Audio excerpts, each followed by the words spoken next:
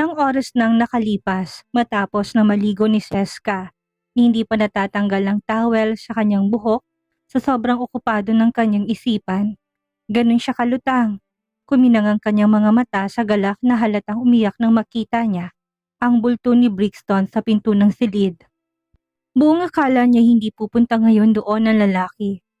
Gabing-gabi na, bakit nagpunta ka pa dito? Tayo ni Seska na binitawan ng hawak na sketchbook upang sumalubong. Hindi siya sinagot ni Brixton. Nadamiretso sa banyo upang kunin lang ang hair dryer ng buhok. Magkakasakit ka kapag hindi mo kagad tinuyong buhok mo. Anong oras ka pa naligo? Nakagat ni Seska ang pang-ibaba niyang labi, lalo nang isaksak na ni Brixton ng blower ng buhok at paupuin na siya malapit doon. Pinasandal siya nito sa kanyang dibdib matapos at tanggalin ng towel sa buhok upang simulan ng tuyuin. Kailangan mong alagaan ang sarili mo upang hindi ka magkasakit. Mahirap magkasakit ngayon, Seska. Kung hindi mo tutuyuin ang buhok mo after mong maligo, ang mabuti pa, huwag ka na maligo, lalo na't sa bahay ka lang naman. Saad pa ni Brixton na hindi pinapansin ang naging katanungan ni Seska sa kanya kanina. Maglinis ka na lang ng katawan. Kung hindi ako pumunta ngayon dito, baka madaling araw na basa pa rin ang buhok mo. Narinig mo bang sinabi ko, ha? Hindi sumagot si Seska na minabuti na lang na manahimik. Pinakiramdaman niya kung ano pang sasabihin ni Brixton. Huwag kang mag-alala, akong bahala sa problema natin ngayon. I'll take care of it. Hindi pa rin sumagot si Seska kahit na naiiyak na siya. Pinatay saglit ni Brixton ng blower at hinarap si Seska sa kanya. Sandali niyang hinalikan ng labi nito. Nanatiling tahimik pa rin ang babae na sa mga sandaling yon ay umaapaw ng emosyon. Iyak na siya. Ang bigat ng loob niya ng mga sandaling yon. Ayaw niya lang ipakita yon kay Brixton. Pinili niya ipakita na matatag siya. Ayaw niyang makita ng fiancé ang pagiging mahina niya. Natalyo, you don't have to work so hard. Lilipas din naman yun. No baby, hindi pwedeng iasa natin sa salitang lilipas din yun. Kailangan nating gumalaw. Totoo rin naman na anak ako ng kabit. Anong mali sa kumakalat na balita? Balik tanong ni Seska sa kanya na para bang tanggap niya na kung anong binibigay sa kanya. May katotohanan naman talaga yon, kaya bakit ako magagalit? Kahit na, mali pa rin na magkaroon ka ng issue. Lalo na't hindi mo naman inaano kung sino nagpapakalat nun. Muling nilamon ng katahimikan si Seska. Naisip niya ang mga magulang ni Brixton. Bakit wala kang imik? Huwag mong sabihin sa akin na iniisip mong makipag-break. Hindi ako papayag dyan. Mariing iniiling ni Seska ang kanyang ulo. Yumakap na sa bewang ni Brixton. Ibinaon ng mukha sa leeg nito. Sorry, I can't do anything. Ito talagang katauhan ko na hindi ko maaring kubli. Kahit nagaano pa natin takpan yun. Nag-aalala lang ako na baka pagsisihan mo ito sa hinaharap kapag itinuloy mong pakasalan ako. Hey, how can I regret it? Angat ni Brixton sa baba ni Seska upang magtama lang ang kanilang mga mata. Gusto niyang makita ang kalaliman ng kanyang puso. Hindi ko na nga mahintay na pakasalan ka, kaya anong sinasabi mong pagsisisihan ko? Dati pa naman alam ko ng katauhan mo Kaya ano naman ang kinatatakot mo? Come on baby. Nanatiling tahimik si Seska na nakahinang ang paningin sa mga mata ni Brixton. Batid niya nang dahil sa issue ay baka ma-extend pang usapan nila tungkol sa pagpapakasal. Humigpit pang yakap ni Seska sa katawan ni Brixton. We are almost married now, Seska. Ceremony na lang ang kulang. Isipin mo na, asawa mo na ako. Muli pang dinampian ni Brixton ng magaang halikang labi ni Seska. Dito ako matutulog ngayon. Tatabihan kong asawa ko para hindi na siya mag-alala sa akin. Tatanggihan na sana ni Seska yon, ngunit narinig na nila sa labas ng pintuan ng tawag ni Cora. Para sa midnight snack. Huwag kang mag-alala, yayakap lang naman ako. Ubus na ubus ang energy ko ngayon araw kaya kailangan ko mag-charge na muna. Malay mo, pagising ko mamayang madaling araw ay makabawi na ako. Lagot ka nun sa akin. Napaawang na ang bibig ni Seska, lalo nang kumindat sa kanya si Brixton. Bahagyang naibisa nito ang inaalala niya. Natalyo, tinatawag na ako ng mommy mo. Halika, samahan mo kong kumain. Hila patayo sa kanya ni Brixton kahit pahalos mamulan ng buong mukha ni Seska. Nang dahil sa inabot niyang kahihiyan sa huling sinabi ng kanyang fiancé. Diretso silang nagtungo sa kusina ng bahay. Egg noodles ang inihanda ni Cora na nilagyan niya ng nilagang itlog at ilang available na leafy na gulay. Hindi umalis doon ng mag-asawa na pinanood ang dalawang masiglang kumain. Tingnan mo kung paano alagaan ni Brixton ang anak natin, Conrad. Hindi ako mag-aalala na pababayaan siya. Tumango lang si Conrad bilang pagsang-ayon. Nakatunghay pa rin sa dalawa na halatang mahal na mahal ang bawat isa. Alam niyo mga anak, hindi ko man lang yan naranasan sa daddy niyo. Iling ni Cora na may masama ng tingin sa asawa. Gusto lang niyang pag-aani ng paligid na bahagyang mabigat. Ako ang palaging nag-aasikaso sa kanya noon. Dahil patay na patay ka sa akin noon, Cora.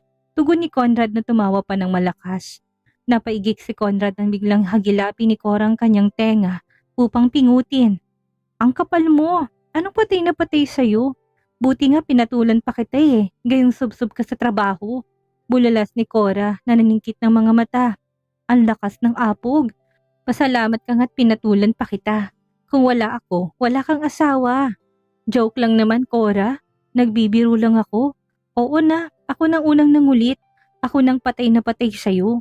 Natawa na lang sina Brixton at Cheska sa kulitan ng mag-asawa sa kanilang harapan. Matapos noon ay nagpaalam na mag-asawa na mahihiganat sila ng bahalang maglikpit ng kanilang pinagkainan. Sinunod naman yon ni Brixton. Bago magtungo sa kwarto ni Cheska ay sinigurado ni Brixton na malinis ang kusina para hindi madismaya dito si Cora bukas. Pagpasok ng silid ni Cheska ay diretso sa shower si Brixton na para bang sarili niyang silid ang kwarto ni Cheska. Buong akala niya ay wala na siyang energy na maging intimate sa fiancé. Ngunit na magdikit ang kanilang mga balat, he became inexplicably impulsive. Mabilis siyang nagdiklap, wala namang nagawa si Cheska na nadala na rin ang init ng katawan ni Brixton. Nakipagsabayan siya ng trip sa nobyong lulong na. Stay at home for the next few days. Hindi mo kailangan lumabas ng bahay. Wala ka rin namang gagawin sa labas. Batid ni Brixton na alam na ni Cheska tungkol sa kumakalat na balita, ngunit ayaw niyang mas masaktan pa siya. Dahil lang harap-harapan siyang nakarinig ng tungkol sa balita sa kanyang katauhan. Iningatan lang siya ni Brixton na huwag lumalim pa ang sugat. Iniiling ni Cheska ang kanyang ulo habang nakaunan sa kanyang isang braso at nakayakap sa kanya. Natalyo, I can't stay at home forever. Kung gusto kitang makasama, hindi ba dapat sinasamahan kita sa lahat ng season na pinagdadaanan mo? Sa lahat ng laban na susuungin mo, ayokong habang nasa labas ka at nakikipaglaban sa hangin at ulan ay nasa bahay lang ako at nagtatago sa kanlong ng aming tahanan. Ini-enjoy ang protection mo. Kung gagawin ko yon, hindi ko deserve ang makapiling ka. I have a job. Kailangan ko magtrabaho at mamuhay ng normal. Those words and things can't hurt me anymore. Mahabang litanya ni Cheska habang nakatingin ang mga mata sa mata ni Brixton. Naintindihan ni Brixton kung saan galing ang fiancé, ngunit tayo pa rin niya na ma-experience yon ng nobya. Hindi nga naman to pwedeng magtago habang buhay. Ngunit hanggat maaari ay ayaw niya masaktan ng kasintahan, lalo na kung hindi siya kasama. Sa paningin niya ay masyado itong mahina. Wala itong ibang gagawin kung hindi ang umiyak. Kaya hindi pwedeng gusto mo natalyo. Okay, sige, naintindihan ko. Saka, hindi ko pinagsisisihan na nagkaroon tayo ng relasyon. Isa pa sa kanyang pinangahawakan ay yung pangako ng ina ni Brixton na nang pumutok ang issue na yun ay kagad siyang nakatanggap ng tawag mula sa future mother-in-law niya. Puno ng pag-aalala ang boses ng ginang sa kanya. Huwag kang mag-alala, iha. Si Brixton at ang Daddy Gaston ang bahala sa lahat. Aminado si Cheska na pagkatapos ng tawag ay iniyakan niyang kumalat na balita. Bakit kailangan pa yung ungkatin? Hindi ba siya pwedeng maging masaya nang hindi nauungkat ang dating pagkatao niya na nagawa niyang tanggapin? She felt that she was unworthy, but she was attached to this family. She's not only loved Natalio but also loved everyone in this family. Si Gavi, si Thor, at ang mag-asawang Barcelo, lahat sila. Kung kaya naman kinalaman niya noon ang sarili. Thank you, Cheska. Halik ni Brixton sa kanyang noo. Maagang gumising si Brixton kinabukasan. Makailang beses niya nang napag-isipan ang kanyang plano. Ilang gabi niya nang nilalaro yun at kumukonsulta pa nga siya sa pinsan niyang abogado. Nasang-ayon naman sa kung anong plano niya. Go, kung yun ang gusto mo. Go, suportado kita Natalio. Hindi pwede hindi mangyari ang gusto ni Brixton. Kung hindi magaganap ang ingranding yun, pwede naman na maging simple lang muna. Saka na nila hahangarin na maging grande kapag okay ng lahat sa kanila. Parang sa mommy at daddy lang niya. Maging maayos ang kasal nila noong malaki na siya, masasabi niya na best option din nila yung dalawa ni Seska ngayon. Ganun ang gusto niya, at least naging legal na sila at walang sino man ang makakapaghiwalay sa kanila. Ang aga mo namang gumising, Brixton. Puna ng ginang na makita siyang nakabangon at nakabihis na. Naghahanda ng ginang na magiging almusal nila, hindi pa man sumisikat ang araw sa kalangitan. Gusto mo bang timplahan kita ng kape? Thank you po, ma'am. No sugar, please. Okay, sige. You are so sweet talking. Hindi pa nga kayo kasal ng anak ko, pero kung ituring mo kami ay para mo ng tunay na mga magulang. Sige, saglit lang ha. Mag-iinit lang ako ng tubig. Malambing na tugon ng ginang, nakangiti sa kanya. Ngumiti lang si Brixton at walang anumang sinabi sa ginang. Gusto niya sanang banggitin ang plano niya, ngunit nagdadalawang isip siya. Baka kasi mamaya hindi sila pumayag. Mabuti na yung si Seska mismong tanungin niya dito. Si Seska, tulog pa ba? Tulog pa po. Gigisingin ko na po para sabay kaming kumain ng breakfast. Ilang minuto tinignan ng ginang si Brixton. May kakaiba sa kanyang itsura ngayon, parang seryosong mukha nito. Sige. Pinuntahan niyang silid ng nobya. Kung ano niya ito iniwan kanina, ayun pa rin ang nadatnan niya. Tulog pa rin. Balot na balot ang kanyang katawan sa comforter na animoy lamig na lamig. Umupo siya sa gilid ng kama at maliit na napangiti. Inalis niya ang ilang hibla ng buhok na nakatakip sa kanyang mukha. Nang maramdaman yun ni Seska, ay dahan-dahan niyang dinilat ang mga mata. Bumitak sa maliit na ngiti ang labi ni Seska nang makitang malabong imahe ni Brixton na nakatunghay sa kanya. Kinuha niyang isang baraso nito at parang batang ginawang unan yon at mahigpit na niyakap. Lumapad pang ngiti ni Brixton sa kanyang labi. Napaka-inosente talaga ng babaeng mahal na mahal. Bangon na and get dressed. Bitin pa sa tulog si Seska kung kaya naman parang ayaw niyang bumangon. Marahang tinapik ni Brixton ang likod niya. Hindi pa rin yun nagkaroon ng epekto dahil ayaw pa rin ito na idilat na malaki ang kanyang mga mata. Bangon na. Kanina pagising ang mami mo at naghahanda na ng breakfast. Dapat ganun ka rin. Paano kapag mag-asawa na tayo? Hindi ka gigising ng maaga para magluto ng kakainin natin? Sa bagay, I can afford servants naman. Ayaw pa rin ni Seska na bumangon kahit na anong pakiusap sa kanya ni Brixton. Kung kaya naman ang lalaki nang gumawa ng paraan, binuhat niya ng katawan ng kasintahan. Sa pilitan nitong pinatayo si baba ng kama. Nang hindi pa rin naging epektibo, ay dinala niya na ito sa banyo.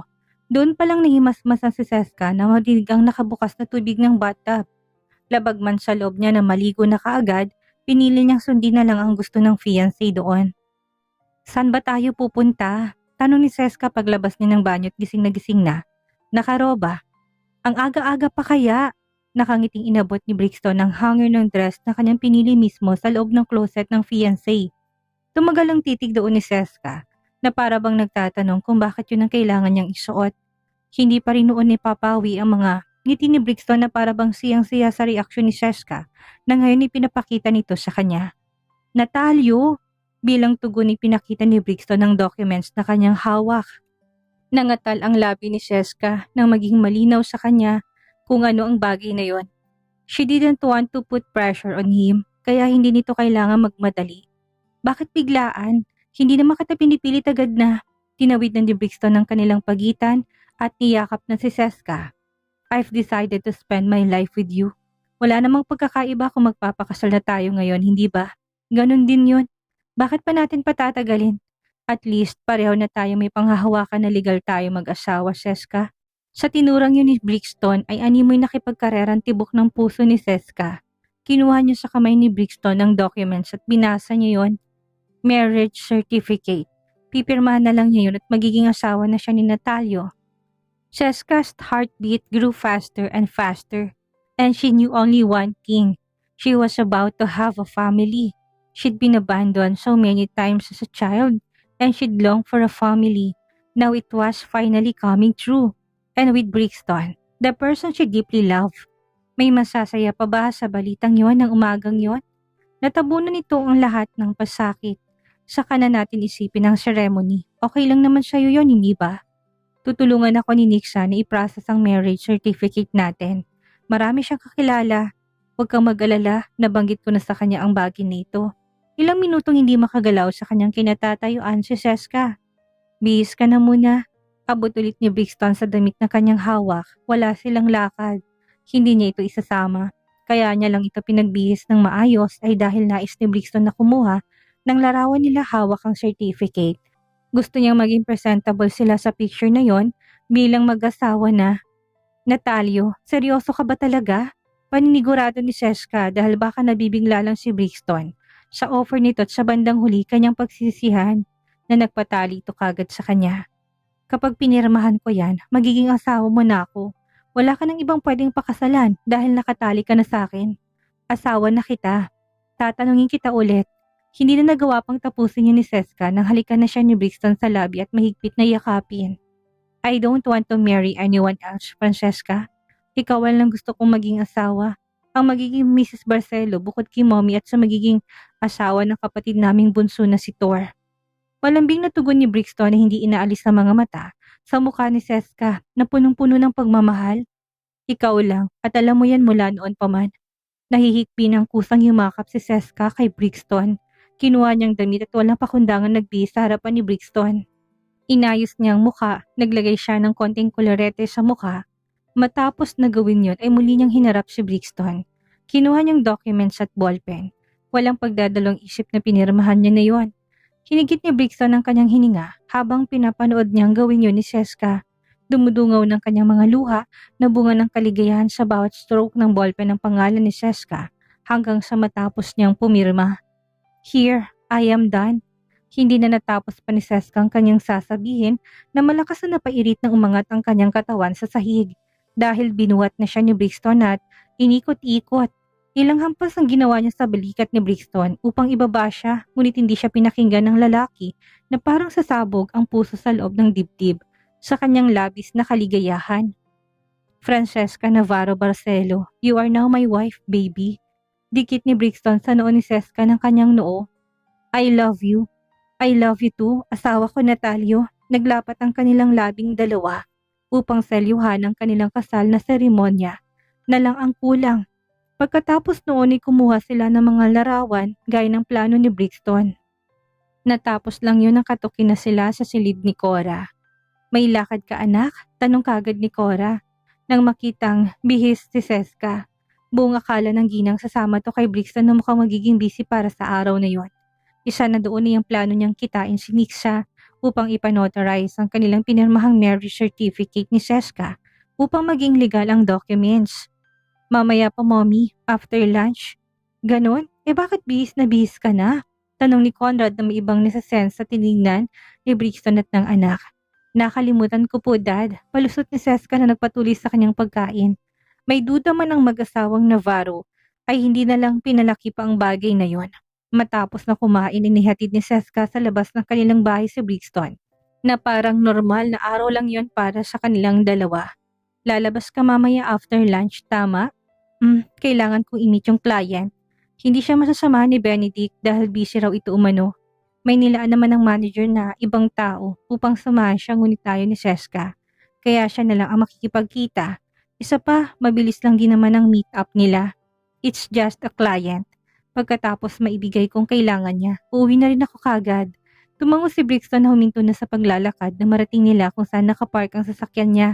Susundin kita mamaya para doon sa villa namin mag-dinner. Pababa mula sa bagyong buong family ko. Abot ang ngiti ni Seska na tumango sa kanya. Yumukod si Brixton matapos na hawakan siya sa bewang at lantarang halikan ang kanyang labi. Niwala itong pakialam sa mga taong makakakita sa kanilang dalawa sa oras na yon. Ilang beses sinubukan ni Seska na kumuwala dahil siyang nanahiya sa mga taong makakakita. Ngunit mas pinalalim pa ni Brixton noon ang kanyang mga halik. Hinayaan na lang niya ito dahil napuno na ng ulap ang kanyang isipan noon. Aalis na ako, Mrs. Barcelo. Nakangising paalam ni Brixton matapos ng matagal nilang halikan.